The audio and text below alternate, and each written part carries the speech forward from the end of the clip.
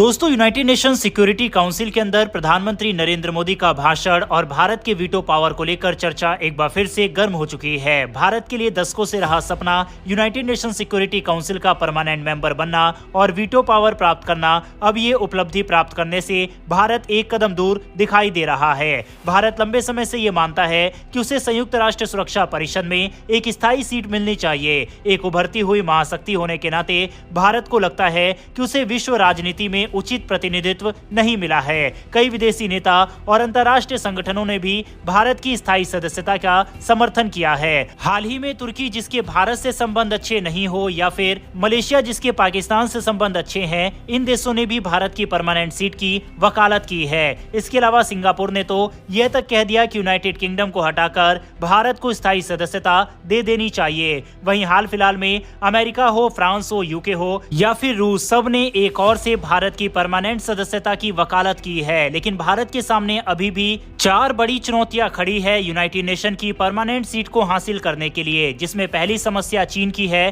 संयुक्त राष्ट्र सुरक्षा परिषद में 5 स्थायी सदस्य हैं, अमेरिका, रूस, ब्रिटेन, फ्रांस और चीन। इनमें से 4 अमेरिका, रूस, ब्रिटेन और फ्रांस ने भारत की स्थायी सदस्यता का समर्थन किया है। लेकिन चीन, जो खुद एशिया का एकमात्र स्थायी सदस्य है, भारत का विरोध करता है। चीन नहीं चाहता है कि भारत उसे चुनौती दे या उसकी शक्ति में कोई कमी आए, खासकर जब दोनों देशों के बीच सीमा विवाद जारी है। इसके अलावा चीन जापान का भी विरोध करता है, जो भारत की तरह सुरक्षा परिषद में स्थायी सीट का बड़ा दावेदार है। दूसरा बड़ा विवाद है कि कई देशों ने यह सुझाव दिया है कि भारत को बिना वीटो पावर के भी स्थायी सदस्यता दी जा सकती है, लेकिन भारत इस प्रस्ताव से सहमत नहीं है। भारत का मानना है कि अगर उसे स्थायी सदस्यता मिलती है तो उसके पास वीटो पावर का अधिकार भी होना चाहिए। तीसरा, पश्चिमी देशों की चिंताएं। इसके अलावा अमेरिका ने भारत की यूएनएससी में स्थायी सदस्यता का सैद्धांतिक रूप से समर्थन किया है, लेकिन कुछ अमेरिकी एक्सपर्ट का मानना है कि भारत हमेशा पश्चिमी देशों के साथ रणनीतिक मुद्दों पर सहमत नहीं होता। उदाहरण के लिए, रूस यूक्रेन युद्ध के दौरान भारत ने रूस के खिलाफ मतदान करने से परहेज किया था। इस तरह के मुद्दों पर भारत की स्वतंत्र नीति को लेकर पश्चिमी देशों में संदेह है कि क्या भारत हमेशा उनकी प्राथमिकताओं के साथ खड़ा होगा या फिर नहीं। वहीं भारत को अपने ही क्षेत्र से भी चुनौतियों का सामना करना पड़ता है। दक्षिण एशिया में भारत का प्रभाव है, लेकिन ये पूर्ण रूप से नहीं है। पाकिस्तान के साथ तो भारत का विवाद लंबे समय से चल रहा है, लेकिन नेपाल, बांग्लादेश, श्रीलंका और मालदीव जैसे देशों के साथ भी संबंध हमेशा आसान नहीं रहे हैं। अब ये 4 कारण हैं जो भारत की परमानेंट सीट के बीच में कांटे की तरह है, लेकिन अब भारत इसका भी इलाज ढूंढने में लगा हुआ है। भारत की तरफ से यूनाइटेड नेशन को साफ ये चेतावनी दी गई है कि अगर यूनाइटेड नेशन के अंदर बदलाव नहीं किए जाते और परमानेंट देश की संख्या को बढ़ाया नहीं जाता तो यूनाइटेड नेशन अपना अस्तित्व खो देगा।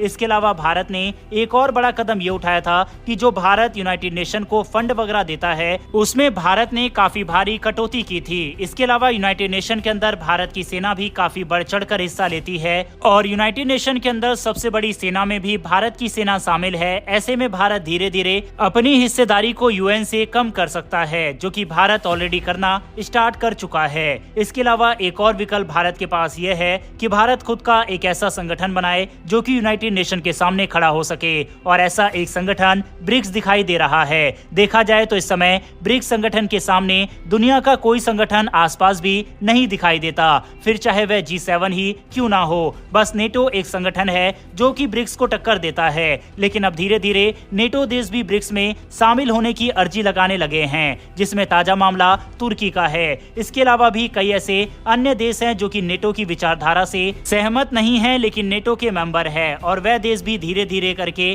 ब्रिक्स के अंदर शामिल हो सकते हैं। और जैसे जैसे ये संगठन मजबूत होता जाएगा, यूनाइटेड नेशन धीरे धीरे और कमजोर होता चला जाएगा। यही कारण है कि अभी यूनाइटेड नेशन के अंदर चेंज को लेकर वेस्टर्न देश काफी सक्रिय भूमिका निभाने लगे हैं। 5 परमानेंट देश नॉन परमानेंट देश की संख्या को बढ़ाने को लेकर तो राजी है। अब सवाल उठता है कि परमानेंट देश की संख्या को ये कैसे बढ़ाते हैं। वहीं आप कल का ही टाइम्स ऑफ इंडिया का आर्टिकल देख सकते हैं, जिसमें अमेरिका की तरफ से भारत की परमानेंट सीट के लिए समर्थन भी किया गया है। लेकिन अब भारत को समर्थन नहीं बल्कि रिजल्ट चाहिए, और 5 परमानेंट देश को इसके ऊपर काम करने की जरूरत है, क्योंकि प्रेशर इस समय यूनाइटेड नेशन के ऊपर लगातार बढ़ता जा रहा है। यूएन चीफ की तरफ से भी यूनाइटेड नेशन के अंदर चेंजेस की मांग की गई है। वहीं जैसे जैसे इसमें डिले होता रहेगा, वैसे वैसे दुनिया में और भी संगठन संगठन उठकर खड़े होंगे और यूनाइटेड नेशन को चुनौती देना शुरू कर देंगे। बहरहाल दोस्तों, क्या आपको लगता है कि पांचों परमानेंट सदस्य देश परमानेंट देशों की संख्या को बढ़ाने को लेकर इस बार मंजूरी दे देंगे,